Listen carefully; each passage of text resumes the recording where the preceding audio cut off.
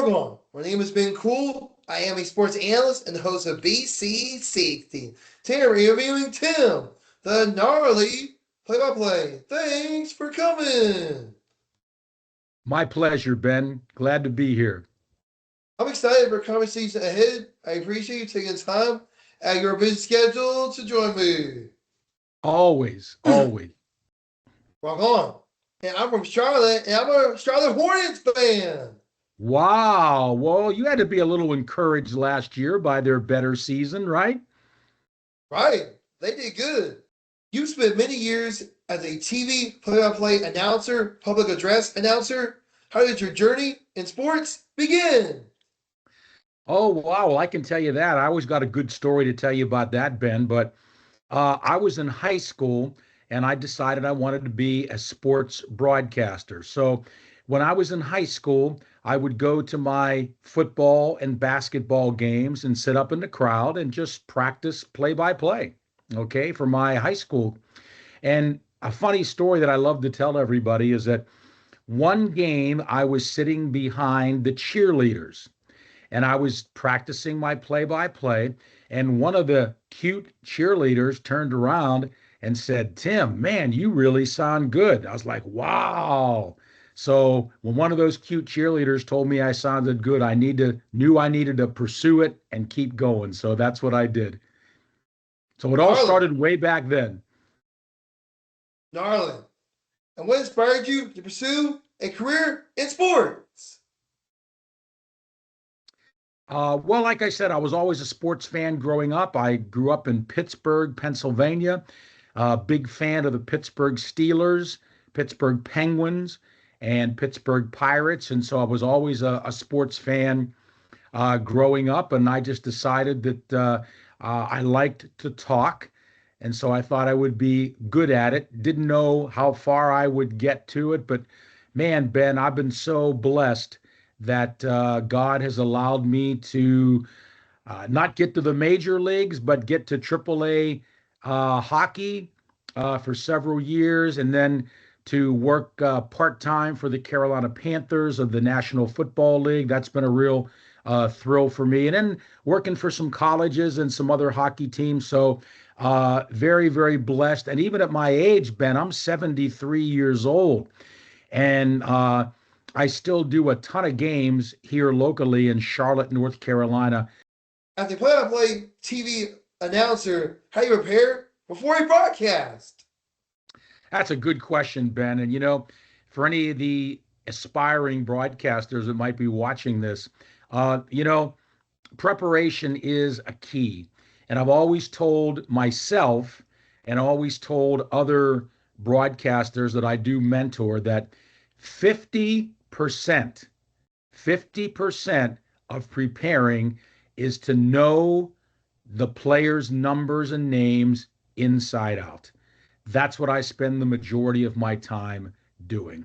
Because, Ben, I think you'd agree, the last thing a viewer wants to see, or if they're listening to hear, is that, okay, there's a pass. It's caught at the 40-yard line by, let's see, number 40, Ben Cool. You see, nobody wants to hear that. You have to know those names and numbers inside out. And so that is what I did all growing up, and I still do the same today. You must know the numbers inside out. And when you have done that, you're 50% prepared for a game. The other thing that I do is come up with catchphrases, fancy catchphrases. You could just say simple things like, okay, quarterback is back to throw and he's sacked back at the 40-yard line. Or you could say, quarterback goes back to throw, look out, the pressure's on, and he's taken down at the 40. Nowhere to run, nowhere to hide. You see, you throw in fancy catchphrases. People like that, okay?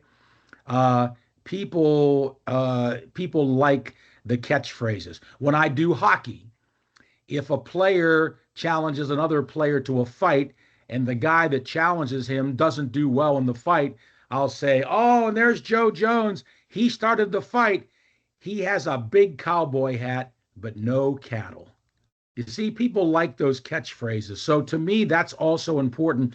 You develop your identity. When I was in Baltimore broadcasting for the Baltimore Skipjacks of the American Hockey League, we were the top affiliate of the Pittsburgh Penguins.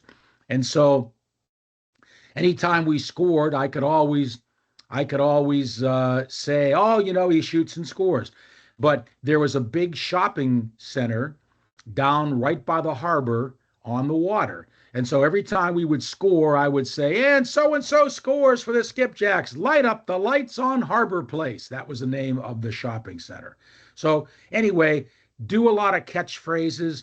You develop your own identity, and you'd be surprised the fans that remember those catchphrases and they like them. My catchphrase is gnarly.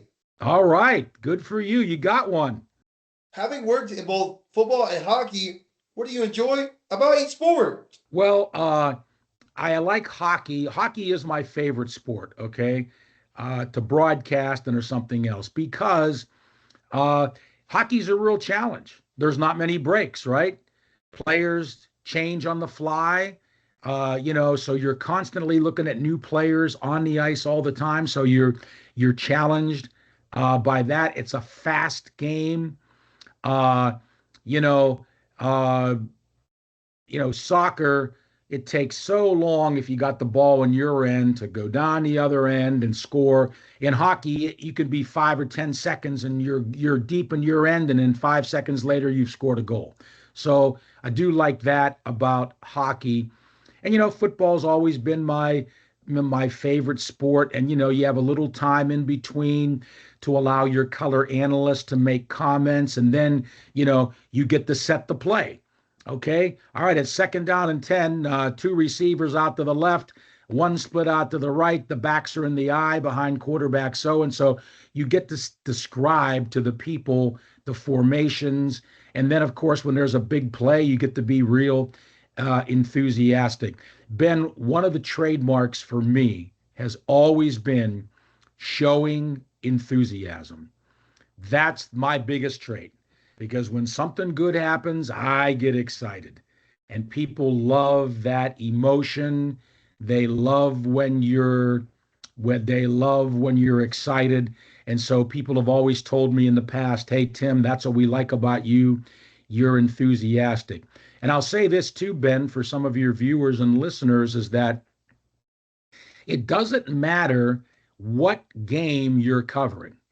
You could be covering a 10-year-old youth football game.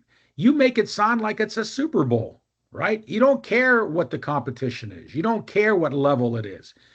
And I know when I was doing minor league hockey, even a newspaper reporter wrote a story on me and said, Tim, makes every game for the Baltimore hockey team sound like it's the seventh game of the Stanley Cup final. So that's another thing I would encourage people. Be enthusiastic. People love it. Darling, and thanks for sharing. Thank you so much for taking the time to sit down with me for an interview. It was an absolute pleasure to speak with you, hear your insights, your stories, and perspective are inspiring. I'm grateful opportunity to learn with you. Well, thank you, Ben. I appreciate that. And like I said, I had prayed to the Lord when I was younger. God, I'd love to be a sports announcer, and I'm so grateful that God answered my prayer. And I give Him all the praise and the glory for being where I am. And I'm just so grateful, Ben. Even at my age, at 73, I'm still getting a lot of gigs and a lot of opportunities. So I'm very thankful. Come back again soon. Work on, work on. That's the end of my show. See you soon, everyone.